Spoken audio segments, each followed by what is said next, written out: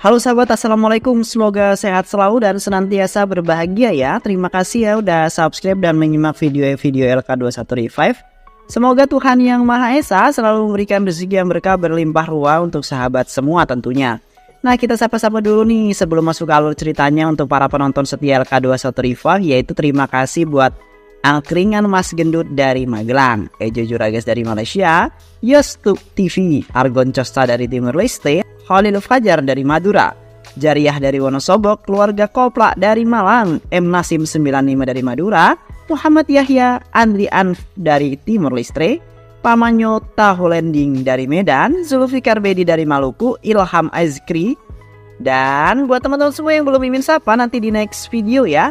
Oke, kali ini LK21 Review akan membawakan sebuah alur cerita film yang berjudul Sarileru Nikevaru. Bagaimana keseruan filmnya? Nggak perlu banyak basa-basi, ini dia alur ceritanya.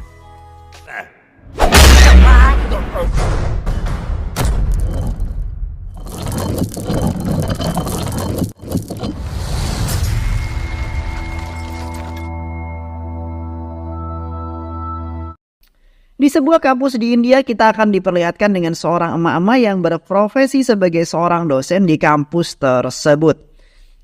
Hari itu ya terlihat buru-buru untuk masuk ke kelasnya dan emak-emak itu bernama Bu Barti. Bu Barti ini dikenal dengan dosen yang sangat baik, juga berdedikasi tinggi dan berkomitmen dan loyalitas yang sangat tinggi. Saat kegiatan mengajar berlangsung, salah satu muridnya ngadu kepada Bu Barti karena seorang pria cabul yang duduk di belakang terus menggodanya. Hal itu sangat mengganggu siswi tersebut. Dan ternyata si mahasiswa cabul itu sedang dalam kondisi oleng alias mabuk. Dan saat itu juga Bu Barti pun langsung menampar mahasiswa tersebut. Karena hal itu juga membuat orang tua mahasiswa ini dipanggil ke universitas oleh kepala dekan. Justru bapak dari mahasiswa cabul itu malah marah-marah. Saat itu bapak meminta Bu Barti untuk meminta maaf, akan tetapi Bu Barti ini malah menampar anak itu kedua kalinya. Tak sudi meminta maaf kepada anak itu dan ia mengatakan bahwa dirinya tidak akan memberi maaf kepada siapapun yang berbuat salah dan tidak mau mengakui sebuah kesalahan yang telah dilakukannya. Bu Barti adalah seorang yang tegas dan sangat baik hati. Bahkan beliau rela mengadopsi seorang anak yang sudah tidak memiliki orang tua. Tak hanya itu, ia juga sering membantu para anak-anak yatim dan selalu memberikan sebuah perhatian lebih kepada para anak-anak yatim piatu, dan ia juga memberikan pendidikan gratis kepada anak-anak jalanan yang tidak mampu untuk bersekolah. Singkat cerita, hari ini Bu Barti bersiap untuk acara sebuah lamaran seorang anak wanitanya. Ketika itu salah satu adik dari calon besanya ini bertanya tentang anak sulungnya yang seorang tentara. Anak sulung yang seorang tentara, tapi anak itu harus gugur di medan perang. Dan mengapa Bu Barti malah menjadikan anak keduanya menjadi seorang tentara juga? Kemudian Ibu Barti menanyakan kepada pria itu, "Emang anakmu kerja apaan?" "Anakku adalah seorang pengusaha kerupuk di Amerika dan dia merupakan seorang miliarder," ungkap bapak tersebut. Dengan tegas Bu Barti mengatakan, "Aku bangga memiliki anak menjadi seorang tentara karena anakku melindungi perbatasan dan menjaga rumahmu dari serangan para musuh. Tetapi anakku hanya bisa senang-senang aja mengumpulkan uang, dan uang. Pikiranku terlalu pendek. Kamu menilai negara hanya dengan uang, tapi aku menilai negara dari pengorbanan para tentara yang berusaha untuk mempertahankan agar bendera India selalu berkibar." Mendengar hal tersebut membuat orang terdiam. Kena mental gak tuh? Lalu mereka pun mulai melanjutkan sebuah pembicaraannya tentang tanggal pernikahan sang anaknya. Kemudian scene berpindah di sebuah kota, tepatnya di perbatasan India. Kita akan diperlihatkan dengan seorang pria yang gagah juga tampan bernama Ajay. Saat itu juga ia sedang mendapatkan sebuah misi menjinakkan sebuah bom waktu. Namun kedatangan Ajay saat itu terlambat dan membuat teman-temannya pada kupek karena mereka sangat khawatir dengan situasi saat itu. Namun si Ajay berkata untuk santai aja bro, jangan terlalu tegang. Dan ia malah mengajak temannya untuk menyeruput kopi sejenak. Ajay berkata mungkin kini akan menjadi terakhir kalinya. Setelah kopi habis, Ajay dengan santainya ia mendekati bom tersebut tanpa memakai sebuah peralatan lengkap untuk menjinak bom. Dan dengan santuinya si Ajay pun berhasil menjinakkan bom tersebut. Namun sebelumnya Ajay sudah memberikan perintah kepada semua prajuritnya untuk siap siaga ketika melihat orang yang menurut mereka mencurigakan, dan benar saja ternyata di sana prajurit yang melihat satu orang yang berlari. Mereka mengejarnya dan berhasil menembak teroris tersebut dan menangkapnya. Mereka pun berhasil menjalankan misi tersebut.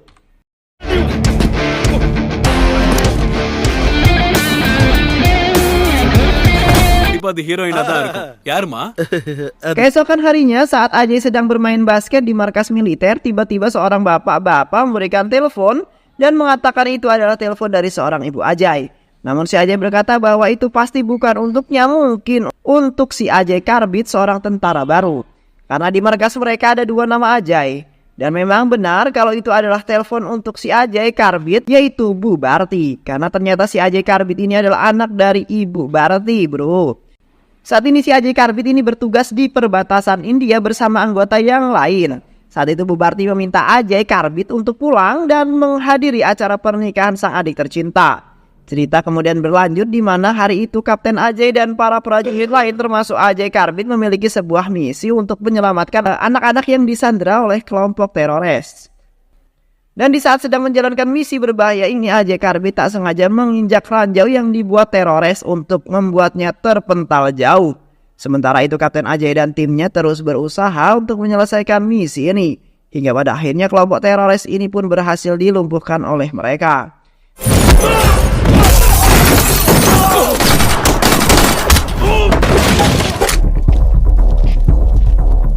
Dan karena kejadian itu kondisi Ajay Karbit pun sangat kritis dan harus mendapatkan sebuah perawatan yang intensif.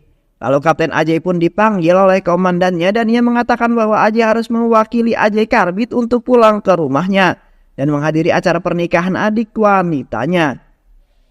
Karena saat ini kondisi Ajay Karbit sedang kritis, Ajay pun pergi ke Mumbai ditemani oleh rekannya yang bernama Siva. Mereka pergi ke Mumbai dengan kereta cepat. Lalu kita akan diperlihatkan dengan seorang menteri yang bernama Yedula Nagendra. Kita dipanggil saja Yedula. Ia merupakan seorang menteri korup yang sangat jahat dan kejam kepada siapa saja yang menentang kebijakannya. Dan saat itu Yedula sedang menerima sebuah protesan dari seseorang. Hal itu membuatnya sangat marah karena ia tak suka jika ada orang yang berani menentang kebijakannya. Dan saat itu juga Yedula memberikan sebuah pelajaran kepadanya sehingga membuat dia takut dan tak jadi memprotes tentang dirinya. Sementara itu Kapten Ajay yang tengah dalam perjalanan, ia bertemu dengan keluarga yang sangat kocak yang memiliki anak gadis yang bernama Samsukurti. Saat itu Samsukurti yang melihat Ajay membuatnya langsung jatuh cinta dengan ketampanannya. Sehingga ia pun kemudian berusaha menggoda si Ajay dan mencari perhatian Ajay. Namun saat itu Ajay tidak terlalu memperhatikannya. Bukannya suka tapi malah ilfil dibuatnya. Cewek kok gini amat ya. Samsukurti pun meminta bantuan Siva untuk membuat cara supaya Ajay suka kepadanya. Namun semua rencananya gagal dan secara kebetulan saat itu ada beberapa bandit yang ingin merampok kereta tersebut. Namun Samsukurti malah meminta bantuan mereka agar membuatnya berpura-pura disandra dan membuat Ajay menyelamatkan nyawanya dan membuat Ajay suka dengan si Samsukurti. Namun sialnya para perampok-perampok ini malah habis dihajar oleh Ajay hingga mereka babak belur. Ajay yang sudah tak tahan lagi dengan si Samsukurti, ia pun kemudian memutuskan untuk turun di sebuah stasiun walaupun sebenarnya tujuannya itu masih sangat jauh. Tapi hal itu ia lakukan agar ia bisa menjauh dari Samsukurti. Saat itu Ajay berniat melanjutkan perjalanannya dengan naik bis. Namun tanpa sepengetahuan Ajay, Samsukurti ini ternyata mengikuti si Ajay. Samsukurti sudah sangat tergila-gila dengan si Ajay. Namun saat itu Samsukurti kehilangan jejak Ajay sehingga membuatnya tidak bisa mengikutinya lagi. Singkat cerita, Ajay dan Siva akhirnya sampai di rumah Ibu Barti, yaitu ibunya si Ajay Karbit. Sesampainya Ajay di rumah Ibu Karbit, ia sangat terkejut karena saat itu rumahnya sangat acak-acakan tak karuan seperti sudah terkena sebuah bencana alam. Bahkan rumahnya pun tergembok dan tak ada orang sama sekali. Itu membuat Ajay bingung apa yang sebenarnya telah terjadi dengan Ibu Barti. Ajay yang bingung kemudian bertanya kepada tetangganya, namun tetangganya bilang tidak tahu dan langsung pergi begitu saja. Ajay yang merasa bahwa ada yang tidak beres, ia pun kemudian memutuskan untuk mencari tahu kemana perginya Ibu Barti. Saat itu Ajay pergi ke kampusnya Ibu Barti, akan tetapi Ajay tak menemukan keberadaannya di sana. Bahkan tak ada satu orang pun yang tahu dengan Ibu Barti. Lalu kita akan diperlihatkan Ibu Barti yang saat ini sedang mencari makanan untuk anak-anaknya. Saat ini kita belum mengetahui apa yang sebenarnya terjadi dengan Ibu Barti. Saat sedang bersembunyi, keberadaan Ibu Barti itu diketahui oleh anak buahnya Yedula. Ibu Barti yang mengetahui hal itu pun segera melarikan diri bersama sang anak-anaknya yang mencoba kabur dari kejaran para anak buah Yedula hingga mereka pun memasuki sebuah gudang dan bersembunyi di gudang tersebut. Saat itu anak buah menteri pun menggeledah tempat tersebut untuk mencari keberadaan Bu Barti dan berusaha membunuhnya. Kemudian ia menusukkan sebuah besi dan secara kebetulan mengenai tangan Ibu Barti di balik sebuah karung. Secara kebetulan ia melihat sebuah burung merpati dan dengan kecerdasannya ia menempelkan darah itu kepada seekor burung merpati dan membuatnya seolah-olah bahwa burung itu yang terkena besi miliknya. Pada akhirnya Barti dan semua anak buahnya pun berhasil selamat dari kejaran anak buah Yedula. Kemudian mereka pun pergi menghadap menteri dan mereka bertemu dengan adik Yedula. Mereka mengatakan bahwa mereka belum bisa menemukan Profesor Barti. Dan di saat itu adik menteri ini kemudian memperlihatkan sebuah video motivasi agar membuat semangat kejantanan mereka semakin greget. Dan setelah mendapatkan semangat baru, para anak buah Yedula pun kemudian memutuskan untuk pergi kembali mencari keberadaan Profesor Barti lagi. Sementara itu Ajay dan Siva masih mencari keberadaan Bu Barti. Mereka mendatangi terminal bus dan masuk untuk melihat rekaman CCTV untuk mencari tahu keberadaan Ibu Barti, akan tetapi Ajay tidak dapat menemukan jejak Ibu Barti. Ajay sudah mencari ke semua tempat untuk menemukan Ibu Barti, akan tetapi ia tetap tidak bisa menemukan Profesor Barti. Akan tetapi Ajay yakin bahwa Bu Barti pasti masih ada di kota ini dan tidak akan jauh. Kemudian Ajay dan Siva pergi ke kantor polisi untuk melaporkan kejadian ini. Sesampainya di kantor polisi, Ajay kemudian melaporkan kejadian ini ke komisaris polisi. Namun si komisaris polisi ini tidak menanggapi Ajay. Bahkan ia menghina dan tak memperdulikannya. Si komisaris itu memerintahkan Ajay untuk membuat laporan dulu aja. Saat itu Ajay diberitahukan bahwa ada seorang laki-laki yang sama juga melaporkan hal yang sama seperti Ajay laporkan. Kemudian Ajay bertanya di mana orang itu, namun di saat itu orang tersebut malah langsung membawa motornya. Kemudian Ajay berusaha mengejarnya, namun karena terlalu ngebut, Ajay pun tidak dapat mengejar laki-laki tersebut. Kemudian Ajay pun istirahat sejenak membeli secangkir teh. Saat itu Siva menanyakan tentang Profesor Barti pada Ajay. Namun seorang bocil yang ada di dekatnya langsung menyeletuk berkata bahwa dia juga sudah 1 minggu ini tidak melihat Bu Barti. Di lain sisi terlihat Profesor Barti yang berusaha untuk kabur dari kota tersebut. Saat itu ia ingin menyetop sebuah taksi untuk mereka pergi ke Hyderabad. Bu Barti kemudian meninggalkan anak-anaknya sebentar di bawah tangga. Sialnya keberadaan mereka terlihat oleh para anak buah Yedula. Anak buah menteri itu pun langsung mengejar mereka. Ketika Profesor kembali, ia panik ketika anak-anaknya sudah tak lagi di tempat tersebut. Ternyata anak-anak yang sedang dikejar oleh anak buah Yedula dan ingin dibunuh. Di saat yang bersamaan bocil penjual teh itu berteriak karena ia melihat Profesor Barti. Ia pun kemudian melaporkan hal itu ke Jai. Ajay yang mengetahui hal itu langsung lari menghampiri Profesor Barti. Para anak buah Yedula berhasil mengepung anak Bu Barti di alun-alun kota. Di sana mereka mencoba menghabisi mereka. Saat itu Profesor Barti datang untuk menyelamatkan anak-anaknya. Anak buah menteri kemudian melempar sebuah besi dan mengenai kepala Profesor Barti. Lalu mereka meminta kapak dan berusaha melemparnya ke arah Profesor Barti. Namun saat itu Ajay datang dengan tepat waktu kemudian menangkap kapak tersebut. Hal itu membuat semua orang terkejut. Ajay kemudian membawa Profesor ke pinggir jalan dan memberinya sebuah minum agar sedikit lebih tenang. Ajay kemudian berkata bahwa ia adalah utusan dari militer untuk mewakili anak tercintanya. Karena anaknya si Ajay Karbit sedang menjalankan misi lain. Ajay juga mengatakan bahwa kehadirannya ini untuk membantu mengurus semua persiapan pernikahan adiknya Ajay Karbit. Setelah itu Ajay pun langsung menghajar semua anak buah menteri termasuk adik menteri itu. Hingga membuat mereka semua babak belur.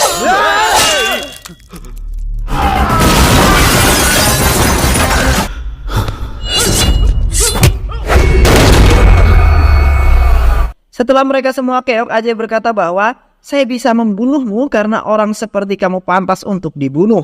Saya bertugas di perbatasan untuk melindungi nyawamu, namun kamu di sini malah ingin membunuh seorang wanita yang tak berdaya. Ajay pun kemudian meninggalkannya sambil menendang api yang kemudian mengenai banner menteri dan membakar gambar menteri. Anak buah menteri yang mengalami kekalahan pun pulang ke rumah si menteri. Saat itu ia mengatakan bahwa dirinya telah dipermalukan oleh seorang pria yang tak pernah ia lihat sebelumnya. Pria itu menghajar kami semua di tengah-tengah kota. Dia juga telah mempermalukan kami di hadapan banyak orang. Sementara itu Ajay bersama Siva dan Profesor Barti serta anak-anaknya memutuskan untuk pulang ke kediaman Profesor.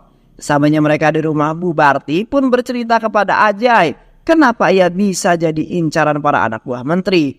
Bu Barti mengatakan bahwa baru kali ini ia mendukung kesalahan. Saat itu ketika dirinya sedang mengejar, ia didatangi oleh tetangganya lalu memberikan laporan bahwa Raffi yang sudah ia anggap saudara sendiri dilaporkan telah meninggoy karena bunuh diri. Kemudian Profesor Barti pergi untuk melayat juga melihat kondisi mayat si Raffi. Namun pada saat itu Bu Barti melihat sebuah kejanggalan dan berpikir bahwa ada yang tidak beres. Dan setelah ia melihat luka sayatan di tangan Raffi, kemudian Bu Barti pun mendatangi dokter.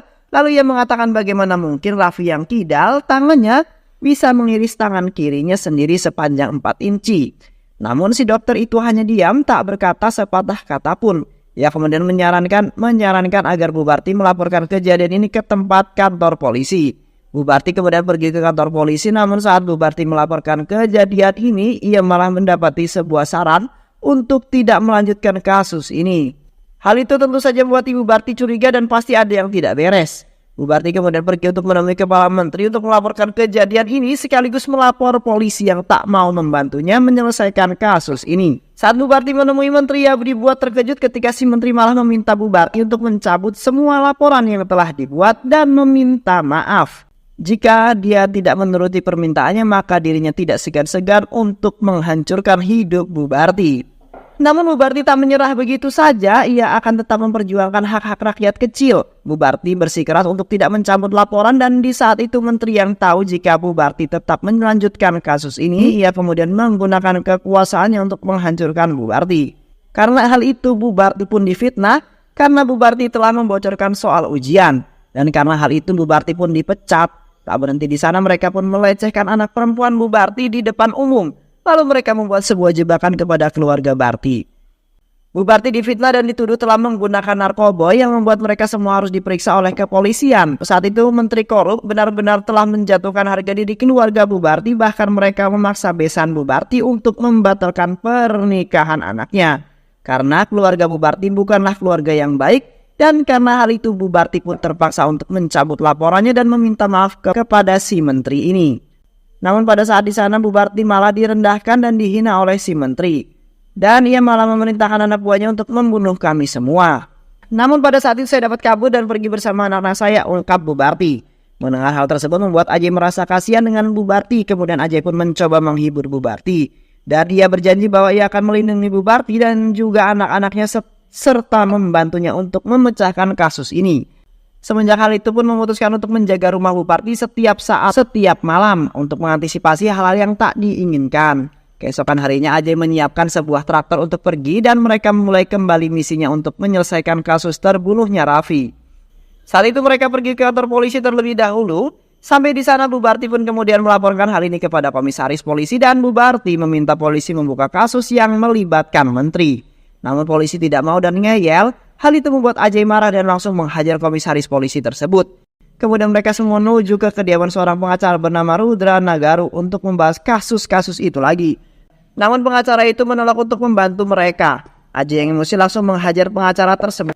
Ajay memaksa pengacara itu untuk bicara, mengungkap sebuah kebenaran. Mereka semua kemudian OTW ke rumah menteri dan saat di perjalanan menuju rumah menteri, mereka dicegat oleh rektor kampus Bu Barti dan mengatakan bahwa profesor berarti sudah bisa mengajar kembali di kampus. Ia juga meminta maaf karena telah salah paham kepada Bu Barti. Setelah itu mereka pun melanjutkan perjalanannya menuju ke rumah menteri. Setelah sampai mereka pun semua masuk ke rumah si menteri, sementara itu rektor menunggu di mobil. Sampainya mereka di dalam rumah, mereka tidak menemui keberadaan menteri, namun di situ mereka bertemu dengan ayah menteri. Mereka kemudian meminta ayah menteri ini untuk menelpon menteri, namun dengan sombongnya ayah ini malah menghinanya dan tidak mau menuruti perintah Ajay. Hal itu membuat Ajay kesal, ia pun kemudian memukul pas bunga yang terbuat dari besi hingga gepeng. Hal itu membuat ayahnya si menteri itu kemudian kena mental. Seketika nyalinya langsung ciut, ia kemudian menelpon anaknya itu untuk segera pulang. Mendapat telepon dari ayahnya, menteri pulang bersama ratusan anak buahnya. Kemudian menteri pun duduk untuk membahas kasus ini, namun dengan nada sombongnya ia seperti ini malah menghina dan merendahkan Bu Barti.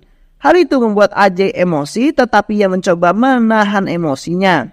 Kemudian si menteri ini malah memerintahkan anak buahnya untuk menghabisi si Ajay, namun dengan mudah Ajay ini mampu menghabisi mereka satu persatu hingga membuat mereka semua babak belur. Setelah menghabisi mereka semua, Ajay kemudian pergi meninggalkan rumah menteri. Kemudian mereka pun kemudian memutuskan untuk pergi ke rumah calon besan, berarti besok. Di sana Ajay meyakinkan calon besar Bubarti dan menjelaskan semua kejadian yang sebenarnya. Hingga pada akhirnya Ajay pun berhasil membujuk besan Bubarti dan melanjutkan sebuah pernikahan anak mereka. Setelah itu mereka semua memutuskan untuk pulang ke rumah.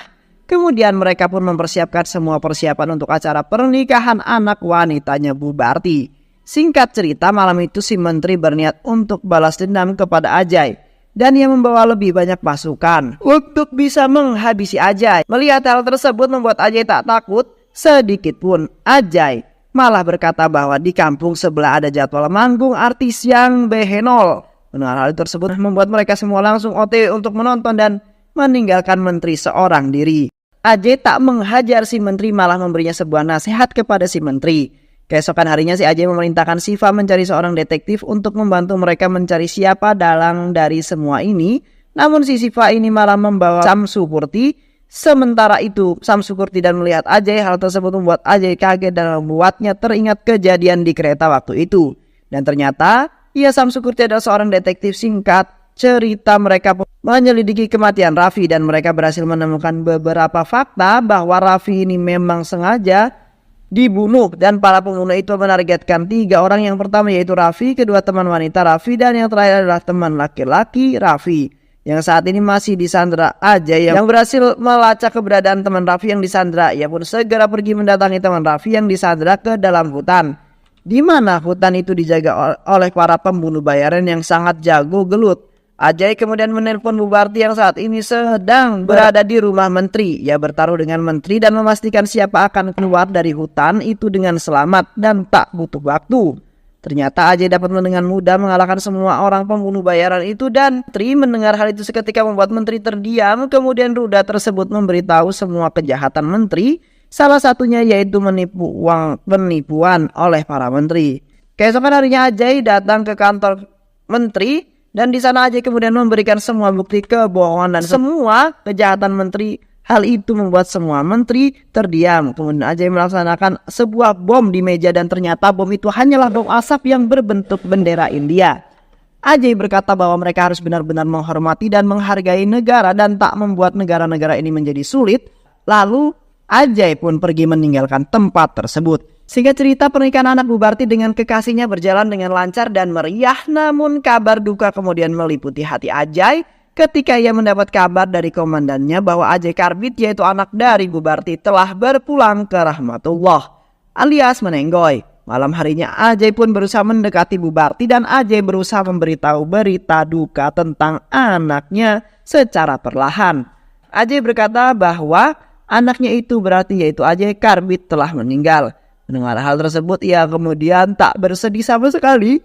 Bahkan ia berkata, memang sesungguhnya saya sengaja mengirim anak-anak saya untuk bertugas perbatasan. Dan aku tidak akan merendahkan pengorbanannya dengan air mata, ungkap Bubarti. Keesokan harinya, mereka semua melakukan upacara penghormatan terakhir. Kemudian mayat Ajay Karbit pun dimakamkan bersama dengan para tentara nasional India. Begitu bangganya seorang ibu Bubarti. Walau ia mendapati anaknya pulang tanpa nyawa, namun ia tetap luar biasa. Sementara itu si menteri terus terbayang-bayang tentang nasihat yang Ajay berikan. Tak hanya itu, Ajay juga memiliki semua bukti kejahatan yang ia lakukan. Tapi si menteri tak takut jika ia harus masuk penjara, karena kalau masuk penjara bisa keluar lagi. Ia terus terbayang dengan perkataan Ajay bahwa ia tak memberi semua laporan itu kepada para polisi. Hal itu tentu sangat membuat menteri itu sangat bingung kenapa Ajay malah melakukan hal itu. Kemudian menteri pun menyusul Ajay yang akan kembali ke markas di stasiun kereta. Dan ternyata di sana sudah ada Samsupurti. Saat itu Samsupurti pun kemudian memberanikan diri untuk menyatakan cintanya kepada Ajay. Ajay yang memang sudah mulai jatuh cinta kepada Samsupurti, Ajay pun langsung menerimanya. Sementara itu si menteri ini memutuskan untuk ikut bersama Ajay ke Kashmir untuk ia mendapatkan latihan militer. Hal itu ia lakukan untuk menciptakan rasa cinta tanah air. Dan tak lagi korupsi karena akhirnya ia sadar bahwa semua yang ia lakukan itu salah. Singkat cerita, 3 bulan berlalu, menteri telah sudah menyelesaikan pelatihan militernya. Ia tetap melanjutkan sebagai menteri. Sekarang ia telah berubah dan berjanji bahwa ia tak akan lagi korupsi, bahkan menteri pun mengembalikan uangnya kepada orang-orang. Dan film pun selesai. Pemimpin yang efektif bukanlah soal pintar berpidato dan mencitrakan diri agar disukai. Kepemimpinan tergambar dari hasil kerjanya, bukan atribut. Atributnya dan pemimpin yang amanah tahu bahwa kekuasaan bukanlah tujuan tetapi alat untuk mencapai sebuah perubahan yang positif. Semoga teman-teman semua terhibur setelah menyimak alur cerita film ini. Terima kasih sudah menyimak video-video LK21 Revive. Semoga sahabat semua terhibur dan sampai bertemu lagi di video-video berikutnya. Sehat selalu. Assalamualaikum warahmatullahi wabarakatuh.